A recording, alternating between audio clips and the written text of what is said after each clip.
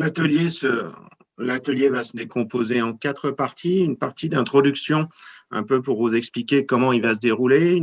Une présentation ensuite rapide sur un focus sur le Ségur de la santé, puisque aujourd'hui, ça va quand même, le Ségur de la santé va nous permettre de déployer des cas d'usage en termes de terminologie de santé et d'interopérabilité. Et puis, le cœur de l'atelier, ça sera vraiment la partie 3, la synthèse des études scientifiques.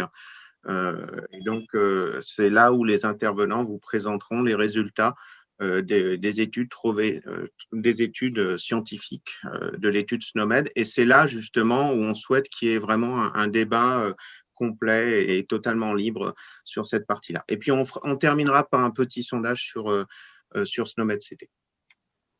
Donc, grandes étapes de la concertation, juste pour mémoire. On a fait une présentation des résultats de l'étude SNOMED, le 24 juillet. Le 24 juillet. Et donc, c'est ça qui a initié la concertation de l'étude SNOMED. J'en profite pour remercier tous ceux qui nous ont remonté des éléments sur cette partie-là. Le 25 septembre, la concertation a été élargie à l'ensemble, au tout public. Le 21 octobre, on a publié le rapport principal avec les principales annexes, annexes qui comprennent d'ailleurs les études scientifiques qu'on va vous présenter aujourd'hui. Et puis, donc, 2 ateliers de concertation de cette étude. Il y en a eu un le 19 novembre sur l'aspect juridique et puis le 4 décembre sur les cas d'usage. Enfin, il est toujours possible vous pouvez toujours vous exprimer sur cette étude et sur SNOMED, puisque la concertation de l'ensemble de l'étude a été prolongée jusqu'au 31 décembre de cette année. Diapositive suivante. Voilà, un petit focus sur le Ségur, juste pour vous dire que le Ségur, c'est une consultation large des acteurs du système de soins français qui s'est déroulé du 25 mai au 10 juillet 2020 et que ce qui nous intéresse aujourd'hui, c'est la dernière partie, c'est que derrière, ça positionne le numérique comme accélérateur de la transformation du système de santé. Et donc, c'est via ce positionnement qu'on peut initialiser des travaux important dans le domaine de l'interopérabilité et des terminologies. Diapositive suivante. Donc, dans ce Ségur, il y a le déploiement de 3 volets, 3 CDA, 3 documents CDA destinés à alimenter le DMP et à être échangés via l'EMS Santé. Un document qui est l'information de liaison, donc qui est l'équivalent du compte-rendu d'hospitalisation. Un document qui est le volet de synthèse médicale, donc un volet de synthèse qui est établi tous les ans par les médecins généralistes pour les pathologies chroniques. Un volet sur le compte-rendu d'examen de biologie médicale. Et puis, ça, c'est vraiment toute la partie Ségur. Il y en a d'autres dans la partie Ségur. Et on a voulu quand même rajouter le programme personnalisé de l'après-cancer, la cancérologie, notamment parce que c'est un sujet d'intérêt en santé publique, c'est dans les premières causes de mortalité en France, et puis c'est des domaines qui sont travaillés maintenant depuis pas mal d'années en termes d'interopérabilité, où il y a un parcours de soins qui est quand même assez standardisé, et donc c'est via ce parcours qu'on peut démontrer l'intérêt de l'interopérabilité. Diapositive suivante. Voilà, alors si on reprend un peu ces 4 volets, information de liaison et VSM, on trouve qu'on a codé du médicament. Donc, on va vous présenter les résultats de l'étude sur le médicament. Et on voudrait justement que vous puissiez réagir à ces résultats. Compte-rendu de bio, quand on code un compte-rendu d'examen de biologie médicale, il y a besoin de coder de la microbiologie, c'est-à-dire les germes que l'on trouve dans les examens de biologie médicale, dans les hémocultures, par exemple, coder aussi bien des bactéries que coder des virus. Et puis, il y a besoin aussi de coder de l'anatomie, puisqu'il y a besoin de coder le site derrière de prélèvement. Et puis, donc, il y a un dernier cas d'usage qui est tout ce qui concerne le codage de l'oncologie avec le PPAC, comme on vient de voir. Diapositive suivante. Donc, on va passer cette fois-ci au cœur vraiment du de l'atelier, qui est donc la présentation de ces différents cas d'usage. Et c'est là vraiment où on souhaite votre participation. Et on va commencer donc tout de suite sur la partie microbiologie. Donc, je cède la parole à Yann. Briand. Ah, c'est Nicolas. Ah, Nicolas, pardon, Griffon. Et puis Yann Briand. Et sous le contrôle de David Tristram, donc, qui est microbiologiste à la PHP. En fait, ce qui se passe au niveau des micro-organismes, au niveau de la PHP, c'est que donc on a différents hôpitaux, on a différents laboratoires et différents systèmes d'information de laboratoire qui intègrent des données de microbiologie et qui ont été donc qui sont basés sur un référentiel de microbiologie, bien évidemment. Ces référentiels, on a essayé autant que faire se peut de faire en sorte d'avoir un seul référentiel, mais malheureusement, on n'a pas été successful dans ce travail, et donc on a actuellement à la PHP plusieurs référentiels de micro-organismes différents. Donc ça c'est l'état des lieux à la PHP et par ailleurs, et donc ça introduit des problèmes quand on essaie de faire des travaux de recherche à l'échelle de la PHP pour identifier, pour sélectionner correctement les germes sur lesquels on veut travailler. Et par ailleurs, la PHP est impliquée dans plusieurs réseaux de surveillance nationaux de micro-organismes, notamment dans la coordination, et au même titre, on a donc exactement le même problème au niveau de ces réseaux de surveillance nationaux que celui qu'on a au niveau de l'entrepôt de données de santé de la PHP, à savoir qu'on se retrouve à avoir des identifications de micro-organismes, autant d'identifications que de systèmes de gestion de laboratoire différents, ce qui implique un travail de réunification de ces référentiels qui est fastidieux, qui est potentiellement sujet à risque et qui, en tous les cas, et du travail à faire et à refaire beaucoup trop régulièrement. Et donc, du coup, l'objectif de la PHP, il est assez simple. L'idée, c'était d'avoir un seul référentiel qui soit unique au niveau de la PHP, qui permette du coup d'échanger un peu intelligemment des données de micro-organismes au niveau de la PHP. Ce référentiel unique au niveau de la PHP, l'idée, c'est, pour les besoins de la PHP, on a un référentiel propre à la PHP, mais de l'adosser à une terminologie de référence internationale qui permette d'avoir un partage donc, au niveau national, donc ces réseaux de surveillance, par exemple, et au niveau international, bien sûr.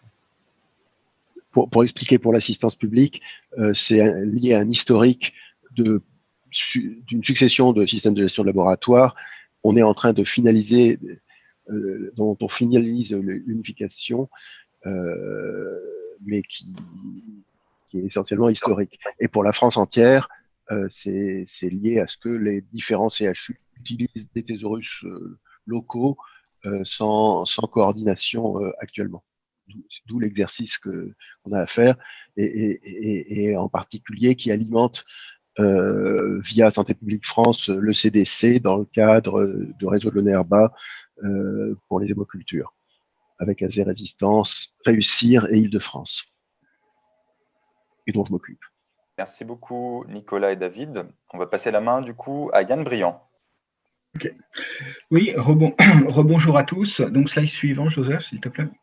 Donc, partant de ce besoin simple de la PHP, qui en fait a un catalogue de 10 146 germes répertoriés, qui composent son catalogue, on a recherché des terminologies de référence permettant de structurer de manière cohérente ce catalogue et de manière unique par rapport à une terminologie internationale. Donc, on a recherché les terminologies de référence, on a évalué les meilleures candidates et on a mesuré le travail à faire pour intégrer cette terminologie de référence par rapport au catalogue de la PHP. Ce travail est en prolongation d'un travail qui avait été fait par Interop Santé en 2015 sur le même sujet, et qui avait examiné 3 terminologies, donc SNOMED 3.5, LOINC et SNOMED CT, qui avait conclu que SNOMED CT était la meilleure candidate. Ici, nous avons voulu avoir vraiment une démarche systématique d'évaluation. Pour ce faire, dans le catalogue APHP, on a comment sélectionner 15 bactéries, donc 10 relativement communes pour des besoins de sensibilité et 5 beaucoup moins connues, des bactéries telluriques pour la plupart, pour avoir la spécificité des terminologies. Et on a exploré le bioportal qui contient 845 terminologies pour en extraire celles qui contenaient des germes. Donc en résultat, on a eu 24 terminologies qui contenaient des germes. On en a éliminé rapidement 18 qui ne possédaient que des données relativement parcellaires, c'est-à-dire moins de 10 germes sur l'échantillon de 15. Il y en a 6 qui se sont révélées intéressantes, qui contenaient tous les 10 germes relativement communs, et notre sélection de terminologie de référence a été basée sur les 5 germes qui sont relativement peu connus. Et donc là, seules 2 terminologies sont sorties, NCBI Taxonomy et SNOMED-CT. SNOMED-CT possède les 15 germes au niveau du genre et 13 sur 15 au niveau genre-espèce. NCBI Taxon contient les 15 germes, mais 1 au niveau de synonyme. Donc, slide suivant, s'il te plaît. Donc, sur les 2 terminologies candidates, les meilleures, donc NCBI Taxon et SNOMED-CT, on a fait des analyses de structure. Donc, pour vous présenter un petit peu la carcasse de ces terminologies, NCBI Taxonomy a c'est une terminologie monoaxiale, vraiment axée sur la classification du vivant. Elle est produite par le National Center of Biotechnology Information et elle sert de hub vers des connaissances reliées au vivant, c'est-à-dire banque de génétique, etc., etc. Donc ce n'est pas une source primaire, mais elle a pour objectif de répertorier tout le vivant qui a été séquencé. Donc en 2007, elle prétendait avoir l'exhaustivité des prokaryotes, donc virus, bactéries, etc. Archée. Donc la SNOMED-CT à côté, donc sur la partie gauche, le premier schéma, on voit que la SNOMED-CT apporte une richesse de description, puisque à côté de la taxonomie qui est également présente dans la SNOMED-CT, on a des descriptions de morphologie, donc de forme de la bactérie, des caractéristiques morphologiques de la paroi, et des caractéristiques biochimiques. Ici, ce que l'on peut voir, c'est que il n'y a pas une taxonomie en parallèle d'une autre classification. C'est-à-dire que les 2 classifications sont imbriquées l'une dans l'autre. Donc d'un côté, on a taxonomie pure, et de l'autre côté, on a une taxonomie imbriquée avec des descriptions de morphologie ou de caractéristiques biochimiques. Sur la partie droite, vous voyez, par technique de comparaison de graphes, on a comparé la SNOMED à elle-même pour étudier si les définitions, la description des bactéries étaient uniformes. Et on a vu que pour des bactéries cousines très très proches, on a des descriptions qui peuvent varier. Et ça peut être un petit peu gênant sur des cas d'usage où on sort du simple vocabulaire, où on a besoin de raisonner, de faire de la classification automatique. Slide suivant. Donc voilà, en fait, là, c'est par rapport aux besoins de la PHP, ce sont les résultats les plus importants. Là, sur le tableau, on peut voir que tout au long de la taxonomie, quand on regarde les arbres taxonomiques côté SNOMED, côté NCBI Taxon, on a à peu près 2 fois plus de classes, ordres, familles au niveau de NCBI Taxonomy, ce qui est relativement entendu puisque c'est dans le domaine. C'est une terminologie de domaine qui, comme je vous l'ai dit tout à l'heure, a vertu pour répertorier tout le vivant et notamment les bactéries. Donc au niveau genre-espèce, ça se répercute. Donc quand on regarde du côté SNOMED-CT, on a 6391 germes codés au niveau genre-espèce, alors qu'on en a 91 442 au niveau de NCBI Taxonomy. Sachant qu'en brut, quand on ne nettoie pas les concepts, on a 11 000 germes codés, décrits, concepts au niveau dans le chapitre bactérium de la SNOMED CT. On en a 371 766 au niveau de NCBI taxonomie. Au niveau de la description des bactéries, NCBI taxonomie est beaucoup plus riche en synonymes. Ce qui peut être important, et justement, comme on l'a vu dans le catalogue de la PHP, où on a pu repérer une des bactéries de l'échantillon grâce à la synonymie. Et SNOMED CT avec 6391 germes opérationnels par rapport au catalogue de la PHP, on voit déjà qu'il y a un petit problème, elle a une couverture relativement insuffisante. Donc ça se répercute quand on fait des analyses d'alignement entre le catalogue de la PHP, NCBI Taxon et la SNOMED CT. Donc d'emblée, j'ai pris que les exact matchs. Ici, on a 80% de matchs entre le catalogue de la PHP et NCBI Taxonomie. Et on n'en a que 59% pour la SNOMED CT, c'est-à-dire à peu près 5900. Et quand on voit avec les 6391 germes opérationnels, ce sera relativement difficile d'aller beaucoup au-delà. 2 points à noter. Du point de vue accessibilité et exploitabilité, il faut rappeler que NCBI taxonomie est une terminologie du domaine public, donc vous pouvez la télécharger. Elle est téléchargeable sur trois sites, Ontobi, Obofonderie et directement auprès du NCBI. Elle est aussi disponible sur Bioportal, donc ça fait pas mal de sites pour la télécharger, mais enfin il y a des sources primaires NCBI. Par rapport au modèle propriétaire de la SNOMED CT. Et du point de vue données liées, donc par rapport au respect des standards, du moins des objectifs de qualité du web sémantique, NCBI taxonomie présente le plus haut degré de qualité par rapport à ces critères du web sémantique, c'est-à-dire 5 stars, c'est-à-dire que c'est un format ouvert qui est non propriétaire et qui possède à la propriété d'être en données liées, c'est-à-dire que le tax ID, l'identifiant principal de NCBI taxonomie et les URIs sont résolvables dans un navigateur Internet et le tax ID est également utilisé par d'autres bases internationales. Donc ici, vous avez la taxonomie et par exemple, vous pouvez aller dans Backdive en tapant le tax ID pour rechercher plein d'autres informations justement sur les caractéristiques morphologiques, les groupes, etc. au niveau des bactéries. Donc NCBI taxonomie est un hub de connaissances liant vers d'autres connaissances. Donc en conclusion sur ces résultats, et je repasse la parole à David après, pour nous NCBI taxonomie est la meilleure candidate pour constituer un vocabulaire de germes bactériens par rapport à la SNOMED CT dans le cas d'usage de la PHP. Merci beaucoup Yann, et on va passer du coup la parole à David de la PHP pour conclure sur la partie microbiologie. Oui, je vais passer la...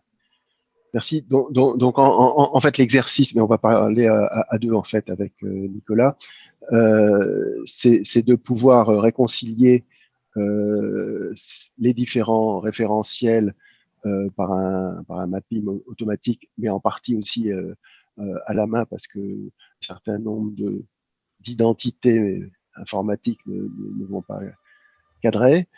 On a évidemment un suivi de ces référentiels. Alors le fait d'avoir un référentiel international est alimenté par tout un corpus est très intéressant. Jusque-là, on le faisait un peu à la main en faisant une veille technologique et en fonction des demandes qu'on pouvait avoir. Il faut savoir que les laboratoires génèrent des nouveaux, entre guillemets, des nouveaux germes tous les ans grâce à la fois la biologie moléculaire depuis une quinzaine d'années et puis surtout la spectromasse qui génère un nombre de germes conséquent tous les ans. On peut l'observer dans le réseau national des hémocultures où environ une centaine ou voire plus de germes nouveaux alimentent les bases actuellement. Et ça continue, ça ne il n'y a pas d'arrêt dans cet exercice. Donc là, je vais peut-être laisser la parole à Nicolas. Ces référentiels sont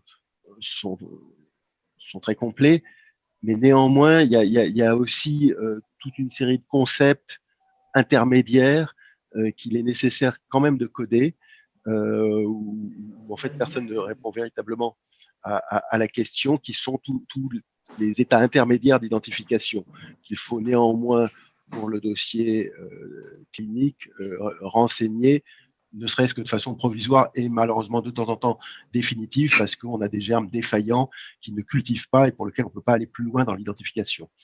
Et donc, c'est des évolutions à pouvoir quand même également devoir utiliser. Peut-être que Nicolas veut. Oui. L'idée, c'est... Pardon, excuse-moi, merci David. L'idée, c'est que, a priori, effectivement, la NCBI taxonomie, ça permet une très très bonne couverture de tous les germes qu'il y a dans le catalogue des micro-organismes de la PHP. Pour autant, ce que David vient de dire, je ne fais que le répéter, pour autant, il y a un certain nombre de choses qu'on doit pouvoir coder quand on rend des résultats de microbiologie qui ne sont pas des micro-organismes et qui, du coup, par définition, ne peuvent pas être dans la NCBI taxonomie. Et donc là, il y a nécessité de construire sans doute avec l'ANS, très vraisemblablement, un jeu de valeurs qui reposerait d'un côté sur la NCBI taxonomie et puis de l'autre côté sur un autre référentiel peut-être à déterminer ou à construire et donc qu'il faudra maintenir. Et donc une fois qu'on aura un tel jeu de valeurs, l'idée ce sera effectivement de pouvoir l'intégrer de manière, intégrer ce jeu de valeurs national entre guillemets dans le système d'information de la PHP, ce qui est déjà plus ou moins en cours puisqu'on est en train d'intégrer la NCBI taxonomie. L'idéal, ce serait quand même que cette information, elle soit intégrée, en tout cas pour ce qui est des micro-organismes, au niveau des automates, ce qui facilitera quand même la tâche au niveau des systèmes de gestion de laboratoire ce qui permettra d'éviter d'avoir à réidentifier ou à recoller des micro-organismes qui sortent d'un automate, de recoller ça sur un référentiel, d'avoir encore un travail de transcodage. Et donc voilà, bien sûr, ce travail qui est à faire au niveau français, bien sûr, il faut le porter à un niveau supérieur. Et donc là, forcément, c'est pas quelque chose que la PHP va faire tout seul, bien évidemment. Donc avec l'ANS, bien sûr, et puis avec les organismes supranationaux qui gèrent les informations de santé et les standards d'information de santé. Et le fait d'avoir ces référentiels consolide l'information, car force est de constater qu'actuellement, un certain nombre de germes ont des écritures qui sont vraiment incorrectes d'un point de vue orthographe, et dans l'ensemble de la France, l'AP le fait également, malheureusement, de temps en temps, et il faut consolider cet aspect-là. Et par ailleurs, d'éviter aussi les inventions de germes, je veux dire par là, où on met des caractères différents qui ne sont pas dans l'identification du germe, comme des caractères de résistance. Et donc, c'est entre guillemets des inventions de germes qu'il ne faut plus voir, à mon avis. Merci beaucoup à l'équipe de la PHP. Merci Nicolas, merci David, merci également à Yann. On va passer la parole à Jean Charlet du LIMIX pour nous faire un retour donc, sur l'étude anatomique. À vous la parole, Jean. Merci, bonjour, je suis Jean Charlet, je travaille au LIMIX, je suis spécialiste de la construction d'ontologie. Alors, je peux parler d'une ontologie qui a été citée dans un des transparents précédents, qui est Ontolurgence, qui était justement la construction d'une ontologie spécifique pour le projet LERID-D, qui visait à voir si on était capable d'annoter sémantiquement les dossiers, les DMP, à destination de rendre service aux médecins urgentistes régulateurs. On a montré qu'on avait fait une preuve de concept qui ne marchait pas trop mal. Les conséquences de ce projet, ça a été de faire fonctionner le système d'indexation de la cancérologie qui s'appelait Consort. Par ailleurs, je suis dans d'autres projets où on cherche à construire des ontologies. Alors, on a parlé de l'indexation multiterminologique. Moi, je suis dans des situations où je tente, dans des cas très précis, de construire des ontologies à façon pour un travail très précis. Alors, ça peut poser d'autres problèmes dont on parlera. Ça veut dire qu'on fait la plus belle terminologie qu'il faut, mais il y a peut-être un petit problème de temps passé à le faire. Je reviens sur le projet lui-même, sur le travail décrit ici, qui est de s'intéresser à l'anatomie et de savoir qu'est-ce qu'on a comme terminologie ou ontologie à notre disposition sur l'anatomie et comment elles vont permettre de représenter ce qu'on a besoin de représenter et comment on va regarder leur performance, à la fois en termes d'alignement entre elles et puis dans un cas d'usage, puisqu'on aura utilisé avec l'entrepôt de données de santé du CHU de Rouen avec Stéphane Darmony, on utilisera dans cette étude et dans d'autres de l'indexation sémantique de documents médicaux. La méthode de travail qu'on a mis en place dans plusieurs des projets, dont certains d'ailleurs ne sont pas décrits ici, en particulier la bioinfo, c'est d'abord de sélectionner les principales terminologies qui vont nous intéresser. Donc là, on travaille à dire d'experts. Les experts, c'est nous. Ensuite, de travailler directement en faisant des requêtes PubMed sur de l'anatomie pour voir ce que le PubMed met en avant dans les publications qui parlent de quoi, de quels travaux sur l'anatomie. Et derrière, faire les deux tests qui nous intéressaient, c'est-à-dire l'alignement inter-terminologie-ontologie et la notation sémantique des textes médicaux sur un entrepôt de données de santé. Diapositive suivante, s'il vous plaît. Donc, quand on travaille sur les publications, on met en avant des tas de terminologies. Donc, on a pris les 5 qui sont mis le plus en avant. Une qui ne nous étonne pas du tout, puisque c'est la FMA qui se veut la terminologie de référence mondiale de l'anatomie. Uberon, parce que beaucoup d'articles en ont parlé, on verra qu'elle a le problème qu'elle n'a pas d'usage en France. Donc, comme on est quand même en train de faire des tests en France, ça a été assez compliqué de travailler avec. La CIM11 plutôt que la CIM10, parce qu'on est en train de travailler sur le futur plutôt que sur le passé. Donc, la CIM11 est quand même arrivée et sera la future classification d'indexation de la santé sur les PMSI T2A. Et puis, les deux grosses terminologies ontologies, je dis grosses puisqu'elles dépassent toutes les deux les 300 000 concepts, que sont la SNOMED, appelée ici SNOMED CT, et le MESH. Voilà, donc là, ici, on voit une matrice coupée en deux qui est les alignements tels qu'ils sont fabriqués automatiquement dans le cadre du serveur eTop du CHU de Rouen. Et puis, dans la partie basse de la matrice, les alignements validés. Donc, tous les chiffres en bas sont toujours plus bas que ceux d'en haut. Voilà.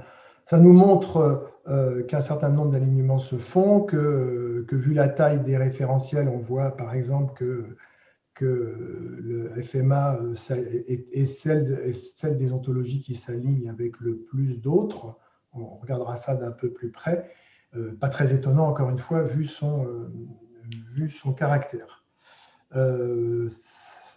Diapositive suivante, s'il vous plaît.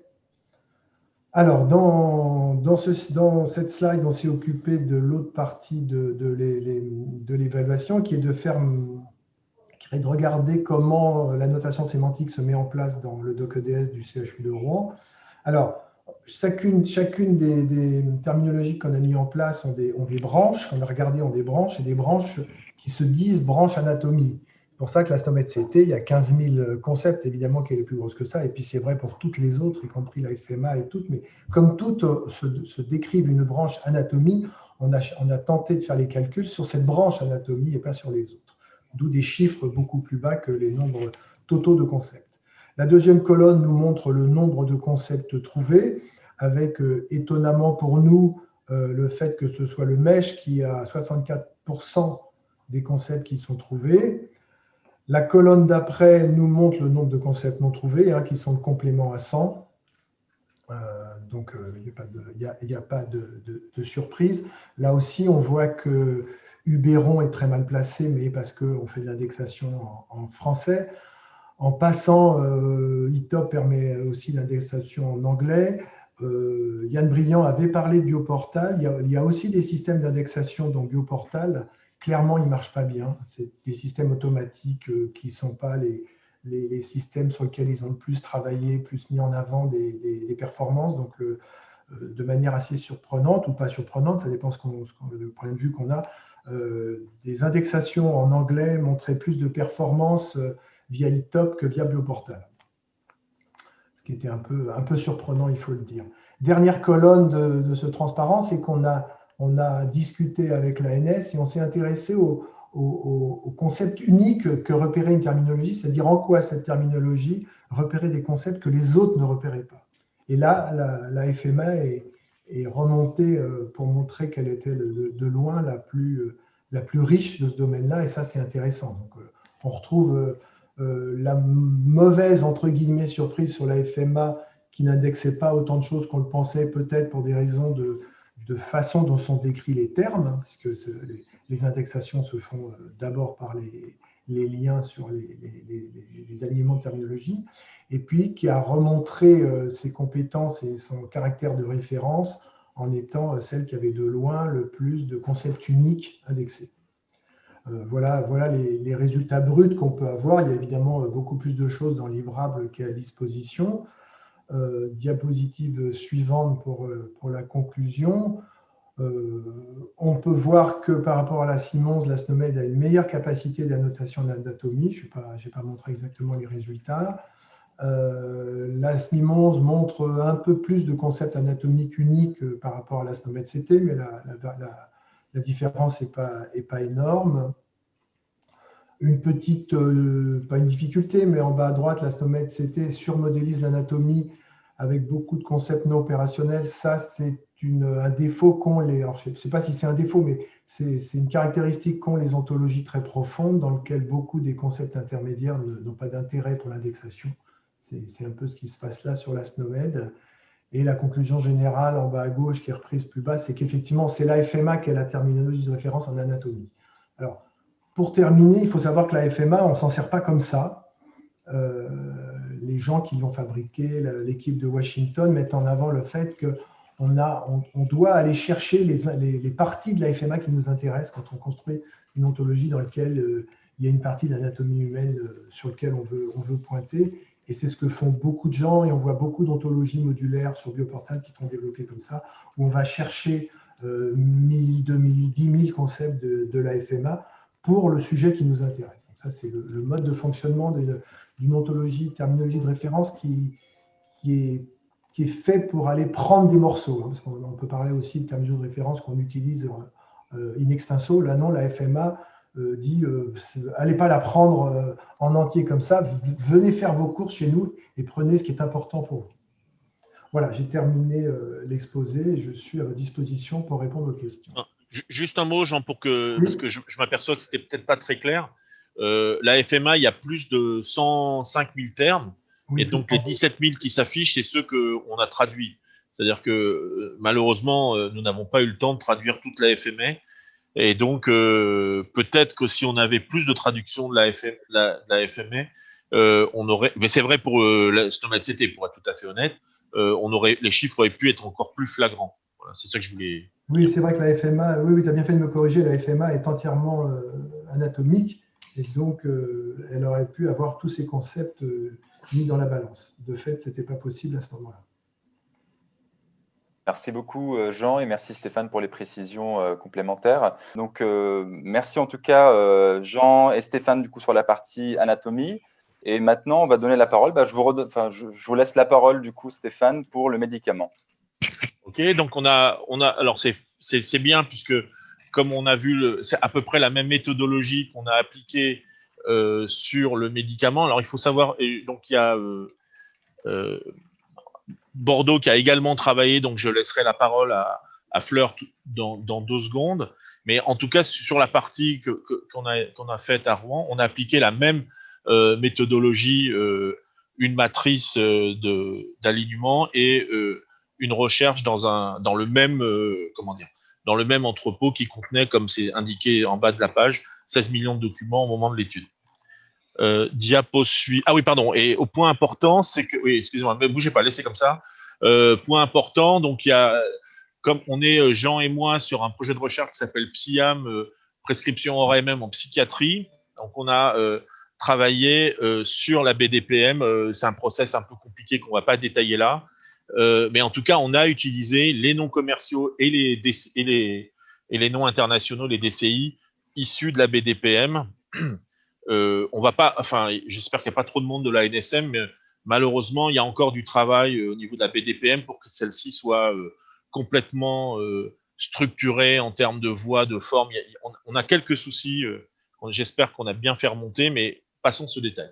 Avançons. Donc, dans le cadre de ce travail, alors je sais qu'il y a pas mal d'industriels, et donc malheureusement, on n'a pas accès à un modèle, dont j'oublie toujours le nom, qui est utilisé par les industriels. Donc nous, on a refait très rapidement, enfin très rapidement, pas très rapidement d'ailleurs, un modèle formel pour pouvoir représenter le médicament pour notre projet de prescription hors AMM. On a donc des travaux assez similaires. Fleur, tu veux dire un mot sur ce que vous avez fait à Bordeaux, peut-être? Écoute, je ne sais pas si on va peut-être pas avoir beaucoup de temps. Juste, nous, on a aussi utilisé une ressource. Alors, en fait, on travaille en parallèle, mais il y a un projet de travailler ensemble pour ces ressources autour du médicament. Et donc, nous, on a utilisé une ressource qui a été développée à Bordeaux qui s'appelle Romedi, dont j'ai mis ici le lien. Et on a utilisé un annotateur sur les données du CHU de Bordeaux. Mais je pense autant que tu donnes les détails sur chez vous. Et puis, bien sûr, il y a un rapport si les personnes sont intéressées ou ont des questions qu'elles n'hésitent pas. Mais, donc, je me permets de réinsister là-dessus. Donc, tous ces liens sont disponibles, à ma connaissance, gratuitement pour Bordeaux et gratuitement pour Rouen. Donc, vous pouvez y accéder. Donc, pour ce qui nous concerne, vous tapez e-top médicaments et vous avez accès à un serveur terminologique centré sur le médicament, avec en particulier des prescriptions en AMM. Diapo suivante. Donc, on a pris donc comme référence, faut suivre, hein, donc les noms commerciaux et les DCI, et on a essayé de les aligner versus donc la terminologie MESH. Donc, tout le MESH en deuxième ligne. Bon, je ne rentre pas dans les détails parce qu'il y a malheureusement c'est un peu compliqué dans le MESH. Il y a des descripteurs, il y a des concepts, et puis il y a des supplémentaires et concepts. Je ne rentre pas trop dans le détail. La SNOMED CT tel qu'on l'a déjà vu, la CIM 11, l'ATC, le NCIT. Et donc là, on voit que en absolu, le nombre d'alignements et le MESH, notamment le MESH dans son ensemble, fait mieux que la SNOMED CT, ce qui était pour moi une surprise, parce que faut que vous sachiez qu'il y a énormément d'informations sur le médicament dans la SNOMED CT. On peut aller, comme on est un petit peu en retard, on va aller. De toute façon, tout ça est disponible dans les différents livrables. Diapo suivante. Et là, c'est encore plus intéressant. Et là, c'est ça qui m'a le plus surpris, moi, dans tout le projet, c'est de se dire que quand on fait cette exploration des différents concepts, que ce soit les DCI, les non commerciaux, l'ATC d'un côté, qui sont des terminologies bien entendu spécifiques du médicament, versus des terminologies généralistes comme Simons, MESH, SNOMED, CT, NCIT, on s'aperçoit que les deux premières colonnes, DCI et non commerciaux, sont très largement supérieures, et donc à toutes les autres terminologies. Hein, parce que, oui, alors, le point important, pour ceux qui ne savent pas, c'est que la Simons, contrairement à la SIM10, a un nombre significatif alors j'ai plus le chiffre en tête du nombre de médicaments, parce qu'il n'est pas affiché là, un nombre significatif de médicaments. Donc ça, c'est une nouveauté de la Simons. Et donc, en gros, pour simplifier, si on veut travailler sur le médicament, DCI et non commercial issu de BDPM, c'est très intéressant. Voilà, en quelques mots. Peut-être la diapo suivante, j'ai un peu oublié la conclusion, moi. Donc, alors ça, je m'excuse je répète un peu ça depuis une dizaine d'années. Donc, la meilleure approche, selon moi, c'est vraiment d'avoir une approche multiterminologique, sans faire le vieux. Quand en 2007, on a commencé à faire ça dans SysMef, on nous a pris pour des fous, y compris à la National Library of Medicine, qui était que MESH.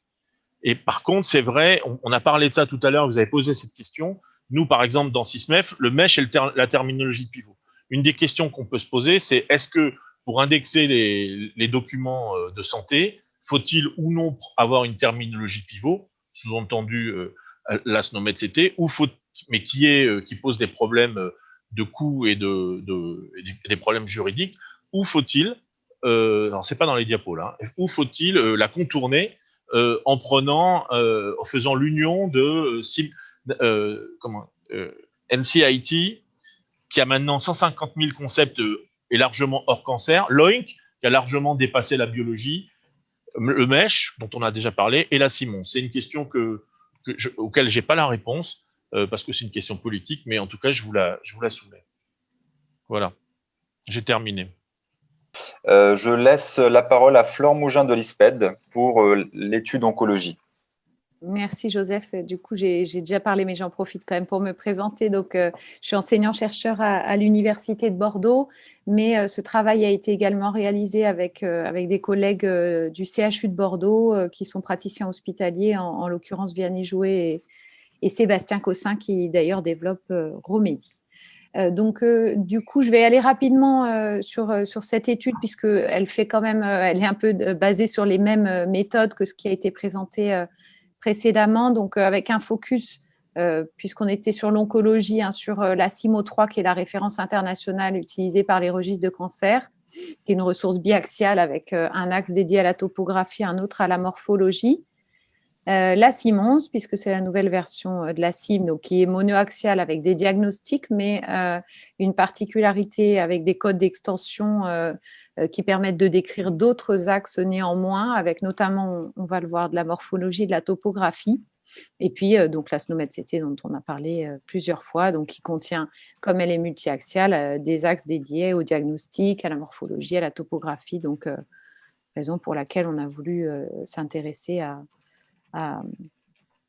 ces axes pour l'oncologie. Donc, la comparaison des ressources a été faite d'après leur terme normalisé, donc en français et en anglais. En français, en utilisant les ressources mises à disposition de l'ANS pour cette étude. Et il y a eu par ailleurs, donc, comme avec le CHU de Rouen, donc, une recherche de l'adéquation des termes décrit dans ces ressources par rapport au vocabulaire effectivement utilisé par les professionnels de santé dans des documents textuels du CHU de Bordeaux. Donc, diapositive suivante, s'il vous plaît, Joseph. Donc, en termes de résultats, sur la comparaison des termes entre les différentes ressources sémantiques CIMO3, Simons et SNOMED-CT, ce qu'on a constaté, c'est qu'on avait une très bonne couverture, au moins de 90% de la CIMO3 par la SNOMED-CT ou bien la Simons, mais c'était des résultats qui étaient attendus puisque la CIMO3 a été utilisée comme support pour représenter les lésions histologiques dans la SNOMED-CT et que la Simons a visiblement fait le choix d'intégrer la composante morphologique de la CIMO3. Ce qui ne semble pas être le cas du point de vue de la topographie, où on a une couverture qui est quand même beaucoup plus contrastée, on va dire, sachant que dans la CIMO3, il y a des termes un peu complexes, des termes composés, par exemple, qui contiennent des indes pour lesquels la SNOMED-CT ou bien la Simons font plutôt le choix de décrire indépendamment ces notions. On a aussi des concepts qui décrivent des chevauchements de sites anatomiques ou des catégories résiduelles qu'on ne va pas forcément trouver dans les deux autres ressources Simons et SNOMED-CT. Et par ailleurs, donc, on a comparé aussi les concepts de diagnostic entre Simons et SNOMED-CT. Et là, on voit on a trouvé que 27% de couverture de la part de la SNOMED-CT sur la Simons, sachant que ces résultats sont un peu faibles, probablement parce que le choix par rapport au libellé est assez différent dans les deux approches, avec notamment l'idée de la CIM qui est, comme toutes les CIM, qui vise à pouvoir coder l'ensemble des diagnostics observés chez les patients et donc qui décrit des catégories résiduelles qui contiennent par exemple du unspecified ou ce type de choses, alors que la SNOMED-CT ne représente pas du tout ce type de notion. Donc, voilà les types de problématiques qui ont pu être identifiées. Et alors là, j'ai noté du coup les résultats obtenus, pardon Joseph, sur les versions en anglais parce qu'on avait des couvertures qui étaient bien meilleures. Les versions françaises, c'est aussi qu'il y a encore des travaux de traduction, notamment sur la SNOMED-CT par par l'ANS, mais par contre, ça peut être prometteur parce que certains mappings peuvent être trouvés seulement en français par rapport à l'anglais. Donc, je pense que ça vaut bien entendu le coup de faire quand même ces traductions. Donc, diapositive suivante. Donc, par rapport aux données du CHU de Bordeaux, donc, le travail a été réalisé sur plus de 105 000 documents donc, dans le CHU. Et donc, ce qui a été observé, c'est que la SNOMED-CT a permis d'indexer le plus de documents sur les 3 axes. C'est ça que j'ai mis en gras. Enfin, globalement, c'est ce qu'on trouve, avec finalement un nombre de concepts pas très, très élevé. Et une petite remarque, c'est un bémol, on va dire, par rapport aux résultats quand même bons de la SNOMED-CT, c'est que malheureusement, il y a un certain nombre de termes peu informatifs qui ont été trouvés et qui ont été trouvés très souvent. Et du coup, qui mériteraient d'être enlevés, des termes du type interne, au niveau de la topographie, pardon, ou le concept tout dans la morphologie, qui sont bien sûr trop peu informatifs et qui ne nous apportent pas grand-chose. Et en revanche, donc, ce qui a été noté par mes collègues qui ont travaillé sur les données du CHU, c'est que la SNOMED-CT, mais comme la Simons d'ailleurs, de par leur structuration, permettent aussi d'apporter des termes génériques du type tumeur, cancer, qu'on ne trouve pas forcément dans la CIMO 3 et qui pourtant sont évidemment très présents dans les documents. Donc, pour conclure sur cette étude, donc, ce qui nous a semblé, c'est que les ressources SNOMED-CT Simons semblent complémentaires pour couvrir les connaissances de l'oncologie. À mon avis, il serait intéressant donc de combiner ces ressources à nouveau. On parle de cette approche multiterminologique pour avoir une couverture optimale des connaissances dans le domaine. On va dire que la SNOMED-CT et la Simons couvrent à peu près de manière équivalente la CIMO 3. Et nous, il nous semble vraiment particulièrement important de voir que la SNOMED-CT, ça a été évoqué au début, peut avoir vraiment un rôle important de pivot pour garantir une interopérabilité et ainsi donc lier les ressources sémantiques qui représentent des concepts d'axes distincts. Et c'est, à mon avis, la richesse majeure de la SNOMED-CT. Et juste pour terminer, parce que du coup, je n'ai pas du tout mentionné Handicap, qui pourtant, évidemment, est particulièrement importante comme ressource pour l'oncologie, bien sûr. Et donc, alors ça, peut-être l'ANS complétera, mais il y a disons, son intégration dans ce processus est en cours d'étude et donc n'est pas oublié. Voilà, je vous remercie. Merci beaucoup, Fleur. On va peut-être passer sur juste une petite synthèse, un wrap-up des études scientifiques. Yann ou Thierry ? En gros, on a sur les cas d'usage que la SNOMED-CT se positionne défavorablement par rapport à des terminologies de domaine, de référence qui elles, ont vertu d'être exhaustives. Et comme on le disait, si la SNOMED se positionne pour pivot, à quel niveau va-t-elle se mettre au niveau du pivot? Et de toute façon, on aura à utiliser des terminologies dans un écosystème constitué avec un réglage du pivot en fonction de la granularité et de la profondeur du vocabulaire dont on a besoin. Et pour les autres cas d'usage, il faudra étudier les structures, les autres composantes de la terminologie, les relations, les autres axes, comme le dit et le fait remarquer Fleur. Et sinon, comme le pointent nos collègues de Rouen et de l'ISPED, être vraiment dans une approche multiterminologique, et dans les cas d'usage annotation, c'est vraiment l'écosystème terminologique complet qui est le plus efficace pour annoter les médicaments. Donc voilà les grands messages de l'étude, et là-dedans la SNOMED, il faut étudier le positionnement de la SNOMED cas d'usage par cas d'usage. Merci Yann. Thierry, si tu veux conclure avec le mot de la fin, sauf si... Oui. Du coup, je vais conclure avec le mot de la fin. D'abord pour remercier l'ensemble des intervenants et les contributeurs de l'étude. Ils ont amené des sujets factuels et notamment, on voit ce sujet de la multiterminologie qui est important. Merci notamment Stéphane là-dessus. Je crois que c'est vraiment un sujet important et quelle que soit la terminologie qu'on déploie, on va se heurter à ce problème. Je voulais remercier aussi tous ceux qui sont intervenus, qui ont répondu, qui nous ont amené des questions et de la discussion sur le débat. Et puis je voudrais vous annoncer aussi un petit peu la suite des travaux.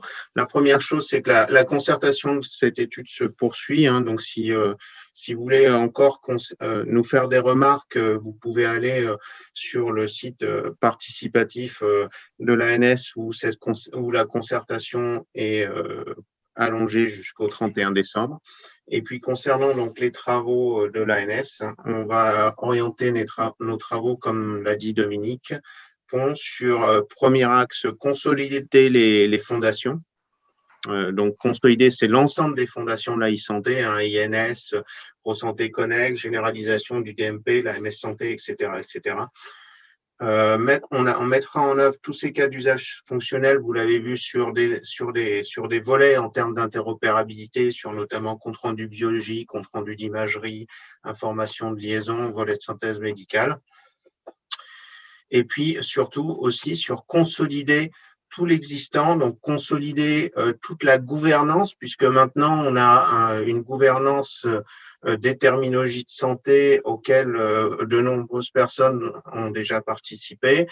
Et cette gouvernance est associée, bien sûr, à la gouvernance de l'interopérabilité. Poursuivre toutes les actions du centre de gestion de terminologie et la construction du serveur de multiterminologie pour publier les terminologies d'intérêt qui seront choisies par cette gouvernance. Donc, c'est vraiment consolider le socle. Et l'axe 2, c'est d'engager des travaux sur la terminologie SNOMED-CT, notamment avec un travail d'échange et de négociation avec SNOMED International sur les points juridiques.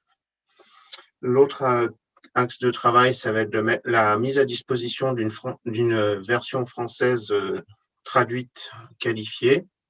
L'autre axe de travail, ça va être aussi de réévaluer l'intérêt économique de la licence nationale et on va recenser les licences affiliées acquises en France. Et pour ça, on vous demandera certainement votre aide là-dessus. Voilà un peu les deux axes de travail de l'ANS pour l'année prochaine. Bien sûr, tout ça, ça va s'affiner et n'hésitez pas à nous solliciter et n'hésitez pas à nous faire des remarques, des propositions là-dessus. Je vois notamment Dominique Thibault qui nous dit je reste vigilant sur la partie DM. Oui, c'est un sujet aussi majeur, bien sûr. Voilà ce qui conclut cet atelier et je vous remercie tous pour votre participation. Merci à tous et à toutes pour votre participation. Merci aux intervenants aussi. Merci à tous.